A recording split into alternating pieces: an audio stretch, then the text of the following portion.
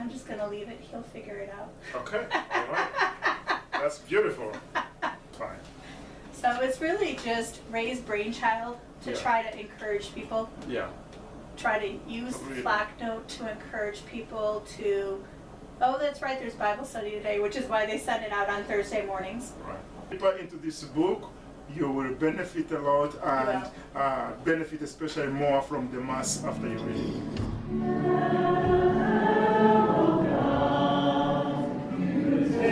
The section that they'll be studying is what they call the battles Okay. of Revelation and Apocalypse then, and then it gets more. That's when I was reading through these chapters. Part I always get lost in Revelation and trying to understand Revelation. Okay.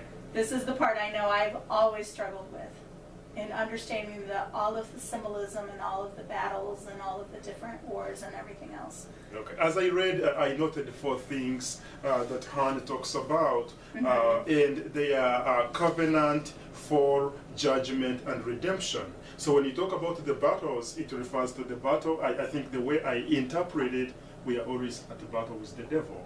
And the more you want to get closer to God, the more the devil also fights to get you back. And so we need to be strong and steadfast in this continued fight against the devil, well knowing God made a covenant with his people. God is faithful to his covenant, and we are not. And so that's why we had the fall of our first parents, Adam and Eve. And when they fall and sin comes into the world, we continue to share in that sin.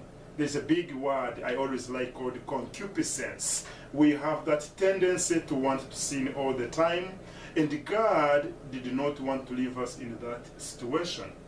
That is why he sent us the Redeemer. That's why he sent us his Son. And when Jesus comes, he teaches us the roadmap to follow in order to receive the redemption he has brought for us. And that's why we have sacraments that help us to live a life of grace.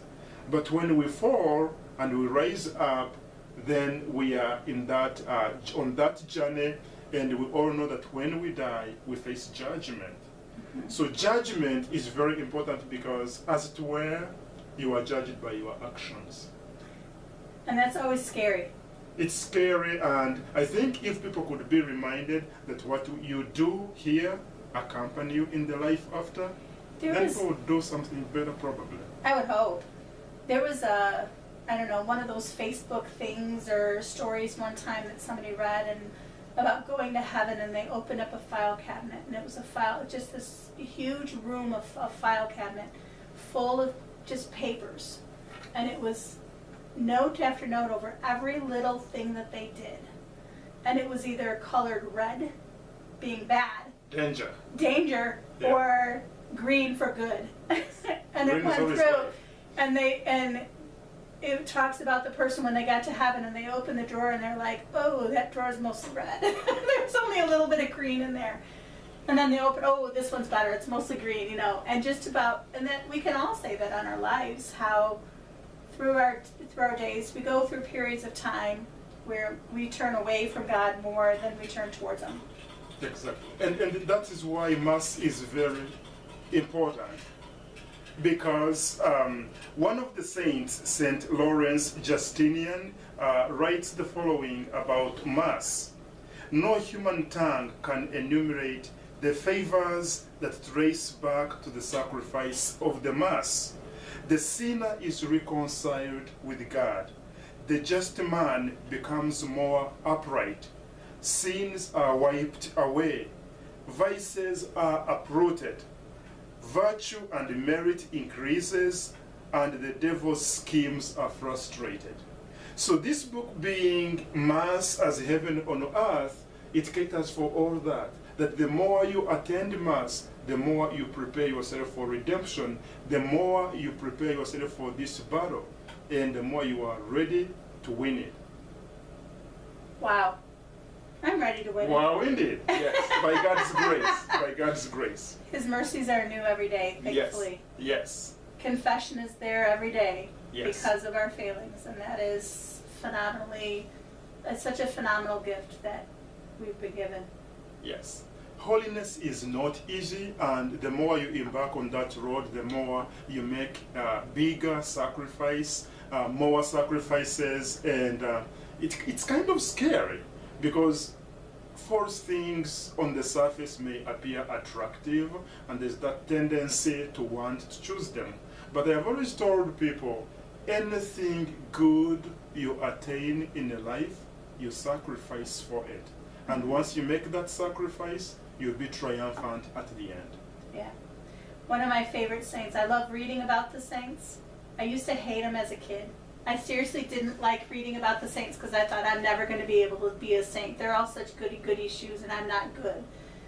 I always thought that as a child, but as an adult, as I've read into more and more of the saints, I find they're not crystal clean. They made a lot of mistakes. Exactly. And they sinned. Exactly. But they knew how to turn back to God. And so the more I read on the saints, the more it draws me to them. For me, when I think about some of the greatest saints we have in their life, St. Peter, the way it was very hard for him to follow Jesus when he was first called, the way later he denies him 3 times, and yet Jesus turns around and said, I still choose you. I still want to give you a big responsibility. I want to build my church on you as the rock. St. Paul, he was a persecutor of the first Christians. He killed people. He turns around. St. Augustine.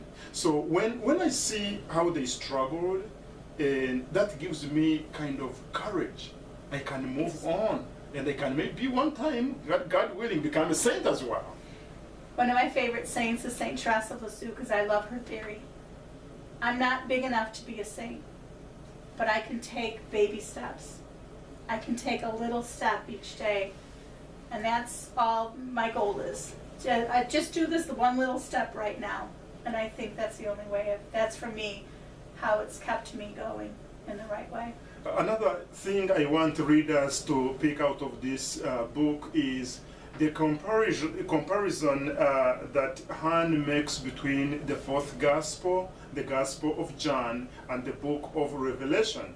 He is the author of both books, and in the book, the Gospel of John, he talks about worshiping neither on the mountain or in Jerusalem. And he says you'll have a new worship where you worship the Father in the Spirit, and where you worship as a new church, the mystical body of Christ. That is very powerful, where God is not limited to one specific place like Jerusalem, but he is universal.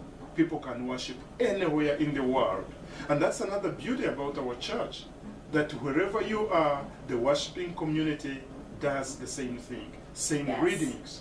And also important, I have heard people attend Mass and then they come out criticizing how the Mass was. Absurdly, people say, this Mass was boring. Mass is not entertainment.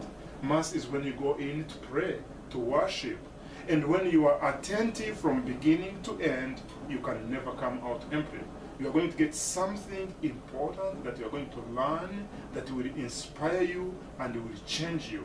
So when you attend Mass, don't come expecting that you're going to be entertained by good music, by maybe the harmony. I don't think it's going to happen. Come to pray, come to worship. Just open your heart to be filled by God. Okay, thank you. You're welcome. So there's our discussion for this week, and hope to see you in another week. All right, wish you good reading. Go deeper into this book. You will benefit a lot, and benefit especially more from the Mass after you read it. Thank you.